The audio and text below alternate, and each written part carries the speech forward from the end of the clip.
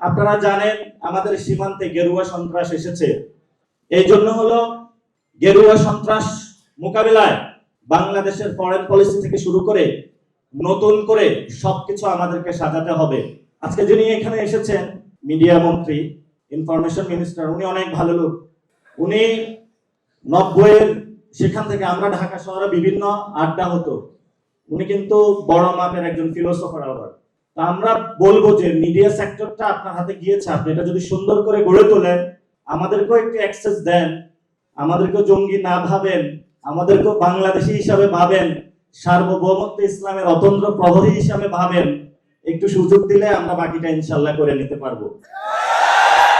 এজন্য আমরা মনে করি শাপলা নামে একটি চ্যানেল আসা উচিত, যে চ্যানেলের মধ্য দিয়ে আগামীতে যেই কেউ যারা শাপলা কাহিনী ঘটিয়েছিল সেটা আপনার তথ্য অনুসন্ধান করে শাপলাদের পর্দার আড়ালের কি ঘটনা ঘটেছিল সেটা আমরা ইনশাআল্লাহ উন্মোচন করব। শেষ কথা যেটা বলবো, হেফাজতে ইসলামের সেই শাপলা যারা এসেছিল, মেসাকার চালানো হয়েছিল, দাবিগুলো কি আপনারা ভুলে গিয়েছিলেন? দাবিগুলো আমাদের এখনো বুকে আছে। কোথায় আছে? এই দাবিগুলো আমরা বাংলাদেশে যতদিন থাকবো ততদিন আমরা ইনশাআল্লাহ ইসলাম এবং বাংলাদেশের সার্বভৌমত্বের জন্য অতন্ত্র প্রহরী হিসেবে কাজ করব ইনশাআল্লাহ। আপনারা জানেন আমাদের সীমান্তে গেরুয়া সন্ত্রাস এসেছে।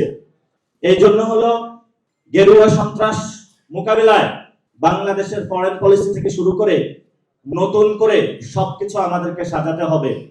এই গেরুয়া সন্ত্রাসের শিকার মোদি যখন বাংলাদেশে এসেছিল, আপনারা সবাই রাজপথে নেমেছিলেন এবং অনেকে শহীদ হয়েছিলেন, জেলে গিয়েছিলেন, মনে নাই আপনাদের? সেই ভাইয়ের কথা যদি মনে থাকে, রক্তের উপরে দাঁড়িয়ে হলো যদি বাংলাদেশে কোনো গেরুয়া সন্ত্রাসের একটু ছিটেফোঁটা আসার চেষ্টা করা হয়, আমরা রক্ত দিয়ে ইনশাআল্লাহ প্রতিরোধ করব তাদেরকে। আহ্বান রেখে আমি আমার কথা শেষ করছি। দোয়া করবেন, ভালোবাসা থাকবে, আপনাদের মধ্যে জায়গা দিবেন, আপনাদের বাসায় দাওয়াত দিবেন, মাদ্রাসা দাওয়াত দিবেন, আসবো যাবো, আপনাদের সাথে ঘুমাবো, থাকবো ইনশাআল্লাহ। তবে গেরুয়া সন্ত্রাস বাংলাদেশে আমরা কায়েম হতে দেব না ইনশাআল্লাহ।